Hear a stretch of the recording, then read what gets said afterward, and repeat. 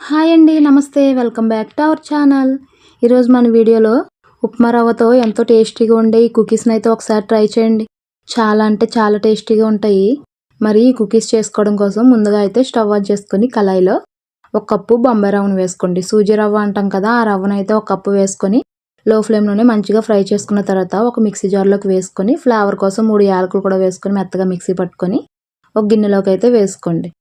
ఇప్పుడు మనం నూకని ఏ గిన్నెతో అయితే తీసుకున్నామో అదే గిన్నెతో 3/4 కప్పు బెల్లం తురుము, అలాగే 1/4 కప్పు పాలపిండి, చిటికెడంత ఉప్పు, 1/2 స్పూను బేకింగ్ పౌడరు, అలాగే 1/2 స్పూను వంట సోడాని వేసుకోండి. మీ దగ్గర బేకింగ్ పౌడర్ లేకపోతే 1/2 స్పూను వంట సోడాని వేసుకోండి. అలాగే 1/4 కప్పు పెరుగును కూడా వేసుకొని మొత్తం అంతా బాగా కలిసేలాగైతే కలుపుకోవాలి. ఇంకా వాటర్ ఏమి యాడ్ చేయవసరం లేదు. మనం వేసిన పెరుగుతోనే పిండి అంతా బాగా కలిసిపోతుంది. ఈ విధంగా బాగా కలుపుకున్న తర్వాత ఒక అరగంట సేపు అయితే మూత పెట్టుకొని పక్కన పెట్టుకోండి.